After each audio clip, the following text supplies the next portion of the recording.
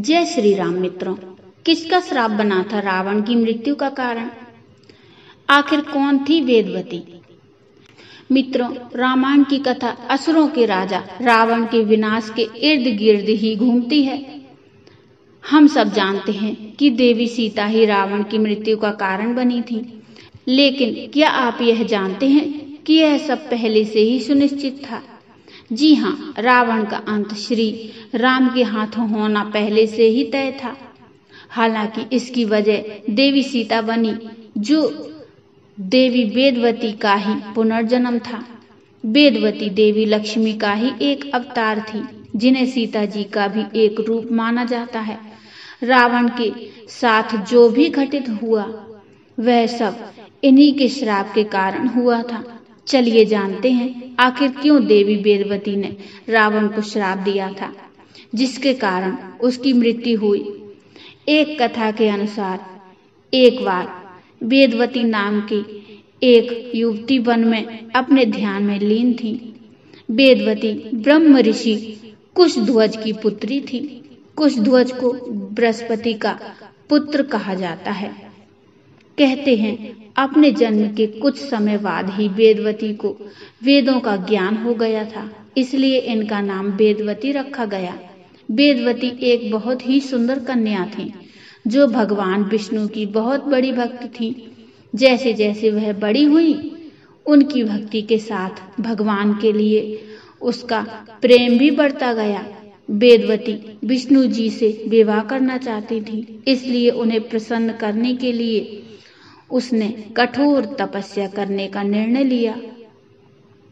वेदवती अपने इरादों की पक्की थी। वह निर्णय कर चुकी थी कि उसे विष्णु जी से ही विवाह करना है, किंतु उसके परिवार वालों ने उसका साथ देने से साफ इनकार कर दिया।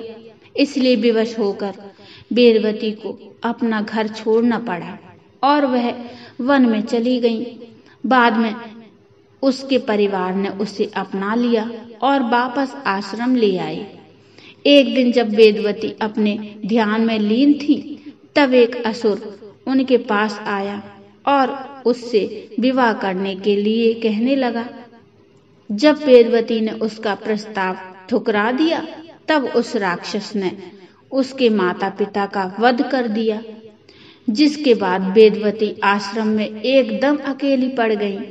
वेदवती की उपासना से विष्णु जी अत्यंत प्रसन्न हुए और एक दिन वे उसके समक्ष प्रकट हुए। भगवान ने उससे इतनी कठोर तपस्या का कारण पूछा। तब वेदवती ने उन्हें बताया कि वह उन्हें पति के रूप में प्राप्त करना चाहती हैं। हालांकि भगवान विष्णु जी ने उसे बताया कि इस जन्म में यह मुमकिन नहीं है, लेकिन अगले जन्म में वह जरूर उनकी अर्धांगिनी बनेंगी। वेदवती ने विष्णु जी से विवाह करने के लिए समस्त संसार को त्याग दिया था, किंतु उसकी इच्छा पूरी न होने पर भी भगवान के प्रति उसकी श्रद्धा कम नहीं हुई और वह लगातार उनकी आराधना करती रही।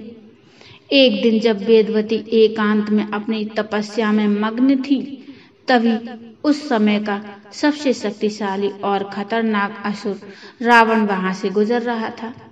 जब उसकी दृष्टि वेदवती पर पड़ी, तो वह उसकी सुंदरता को देख सम्मोहित हो गया। रावण ने वेदवती से विवाह की इच्छा जताई। जब उसने विवाह के लिए मना कर दिया, तब रावण वेदवती के केश पकड़कर उसे घसीटता हुआ ले जाने लगा। इस बात से क्रोधित होकर वेदवती ने अपने केश काट दिए। साथ ही उसकी पवित्रता को भंग करने की कोशिश करने पर उसने रावण को श्राप दिया कि एक दिन वह उसकी मृत्यु का कारण बनेगी।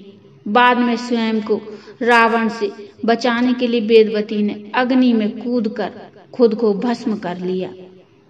चूंकि वेदवती का श्राप खाली नहीं जा सकता था, इसलिए उसने अपना अगला जन्म मिथिला नरेश राजा जनक की पुत्री देवी सीता के रूप में लिया। जैसा कि विष्णु जी ने वेदवती को वचन दिया था कि अगले जन्म में वे उसके पति बनेंगे, इसलिए देवी सीता का विवाह विष्णु जी के 7वें अवतार श्री राम जी के साथ हुआ।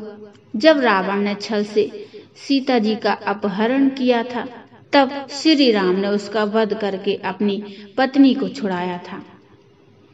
मित्रों, इस प्रकार वेदवती के श्राप के अनुसार देवी सीता के रूप में वह खुद रावण के विनाश का कारण बनी।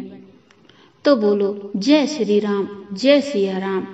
मित्रों, ये कथा आपको कैसी लगी मुझे कमेंट में बताइए और कमेंट में जय सिया राम जरूर लिखिए। कथा अच्छी लगी हो तो लाइक करिए, चैनल को सब्सक्राइब कर लीजिए। मिलती हैं फिर एक और नई कथा के साथ, तब तक के लिए जय श्री राम।